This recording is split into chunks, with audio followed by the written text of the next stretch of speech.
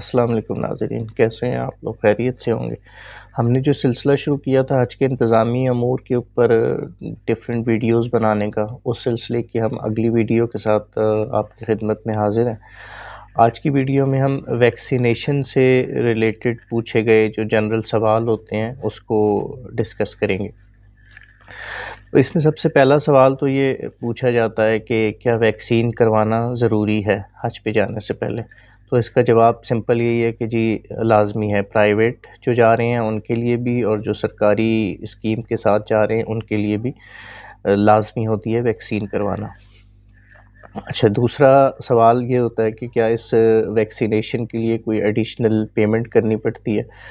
تو اس کا جواب یہ ہے کہ اس ویکسینیشن کے لیے کوئی ایڈیشنل پیمنٹ نہیں کرنی پڑتی، جو بھی آپ نے وہ حج کے ڈیوز جمع کرائے ہیں اس میں یہ کیٹر ہو جاتی ہے، آپ کو کوئی الگ سے پیمنٹس نہیں کرنی پڑتی اس کے لیے۔ اچھا، پھر اگلا سوال یہ پوچھا جاتا ہے کہ ویکسینیشن ہم نے اپنے آپ کو ویکسینیشن لگوانی کدھر سے کیا کرنا ہے؟ تو اس میں جو گورنمنٹ اسکیم کے تھرو لوگ جا رہے ہوتے ہیں ان کے لیے تو منسٹری کی طرف سے حاجی کیمپس میں پورا میڈیکل کیمپ لگایا جاتا ہے اور ان کو ڈیٹس بتائی جاتی ہیں کہ ویکسین کب ان کی شیڈیول ہو رہی ہے، تو ویکسین ان کو وہاں سے لگتی ہے۔ اور جو پرائیویٹ جا رہے ہوتے ہیں ان کی یہ ریکمنڈ یہ کیا جاتا ہے کہ وہ جو اپنے پرائیویٹ ٹور آپریٹرز ہیں جن کے تھرو وہ جا رہے ہیں ویکسینیشن کے لیے، وہ ان سے مسلسل رابطے میں رہیں اور جب بھی وہ بتائیں جہاں سے بتائیں، موسٹلی حاجی کیمپ میں ہی جاتے ہیں پرائیویٹ والے بھی، لیکن وہ اپنے اپنے ریلیونٹ پرائیویٹ ایجنٹس جو ہیں ان سے رابطہ کرنے کے بعد انفارمیشن لینے کے بعد جاتے ہیں۔ پھر ایک سوال آج کے لیے پوچھا جا رہا ہے کہ کرونا وائرس کی جو ویکسین ہے وہ اس دفعہ روانگی کے لیے جانے کے لیے ضروری ہے یا نہیں؟ تو اس دفعہ اس کی کوئی ضرورت نہیں ہے کرونا ویکسین کی۔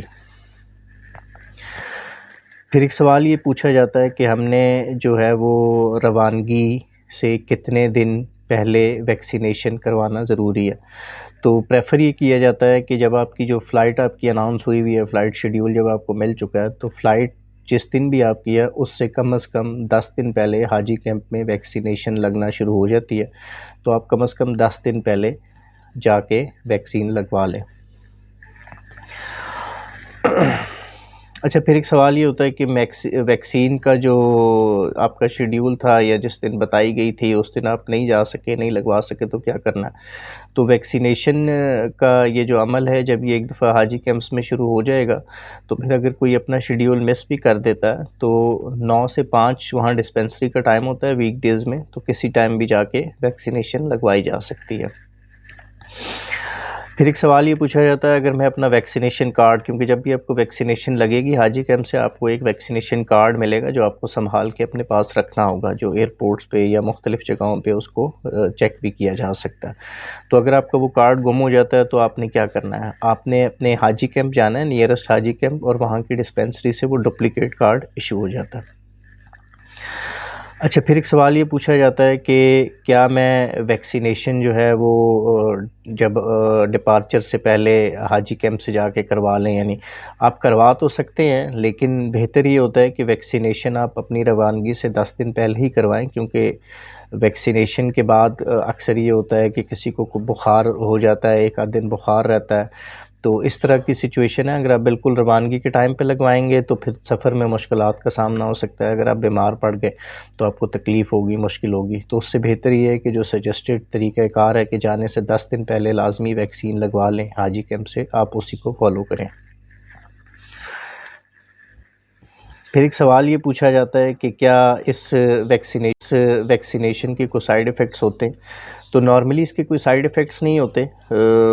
جو موسٹ کامن چیز دیکھی گئی ہے وہ یہ کہ زیادہ سے زیادہ ایک آدھ دن تک بخار رہتا ہے، اس کے علاوہ اس کے کوئی نون سائیڈ ایفیکٹس نہیں ہوتے۔ اسٹل اگر کسی کو کوئی ایسی چیز فیل ہو کہ ویکسینیشن کے بعد ہو رہی ہے، اس کو کچھ اریٹیشن یا کوئی ڈفرینٹ وہ فیلنگ ہے اس کی، تو وہ ڈاکٹر سے رجوع کر سکتا ہے۔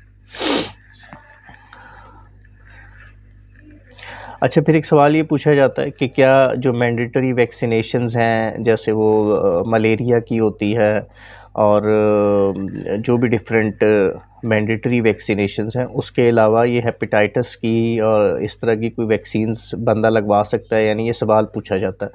تو اس میں بندے کی اپنی چوائس ہوتی ہے، یہ پھر آپ کو حاجی کیمپ سے نہیں لگیں گے، آپ ڈاکٹر سے مشورہ کریں۔ اگر آپ سمجھتے ہیں کہ آپ نے جانے سے پہلے ہیپیٹائٹس کی بھی ویکسین کروانی ہے تو وہ آپ اپنے خرچے پہ کروا سکتے ہیں۔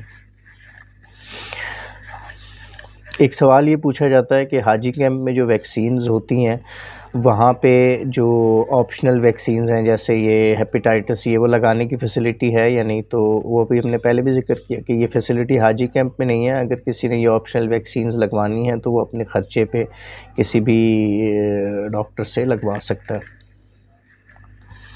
پھر ایک سوال یہ پوچھا جاتا ہے کہ جو ویکسینیشن کارڈ ہے اس کو اپنے ساتھ رکھنا ضروری ہے حج کے سفر پہ؟ جی ہاں، اس کو اپنے ساتھ رکھنا بہت ضروری ہے۔ جو وہ اس کا مقصد یہ ہے کہ وہ کارڈ اس لیے ایشو کیا جاتا ہے کہ اگر کہیں سعودی ایئرپورٹ پہ یا سعودیہ میں وہ یہ چیک کیا جائے کہ بھئی آپ اپنا کارڈ چیک کروا دیں آپ پراپر ویکسینیٹڈ ہیں یا نہیں، تو تاکہ وہ آپ اپنا کارڈ دکھا سکیں، تو وہ کارڈ آپ کے پاس ہونا لازمی ہے۔ پھر ایک سوال یہ پوچھا جاتا ہے کہ یہ جو ہیپیٹائٹس کی ویکسین اگر ہم لگوانا چاہیں، اپنے خرچے پہ ہی لگوانا چاہیں، تو کیا حاجی کیمپ ہم وہ دوائیاں لے جائیں تو وہ ویکسین لگا دیں گے؟ تو نہیں، حاجی کیمپ میں آپ کو وہ ویکسین نہیں لگائیں گے آپشنل والی، وہاں وہ صرف مینڈیٹری ویکسینز ہی لگائیں گے۔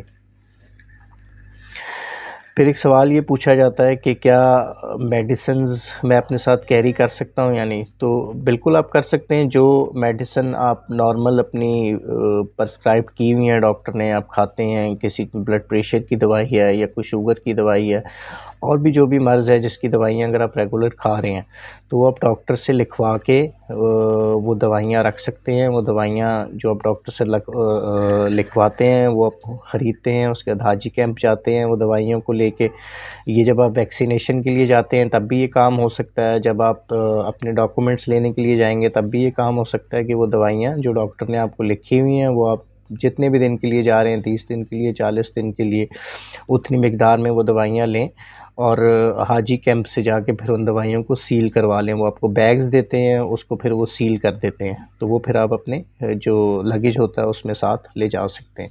ہینڈ کیری میں اپنے سفر کے دوران اگر کوئی دوائی کھانی ہے تو وہ اس کی کچھ مقدار آپ اپنے ہینڈ کیری میں رکھ سکتے ہیں، اس سے زیادہ نہیں رکھ سکتے، لیکن دوائی نارملی آپ وہی اپنے ساتھ لے جا سکتے ہیں جس کی آپ کے پاس پرسکرپشن ہوگی، وہ ضروری ہے۔ اس کے بغیر شاید کوئی دوائی حاجی کیمپ میں پیک بھی نہیں ہوگی اور ایئرپورٹ پہ لے جانے بھی نہیں دیتے۔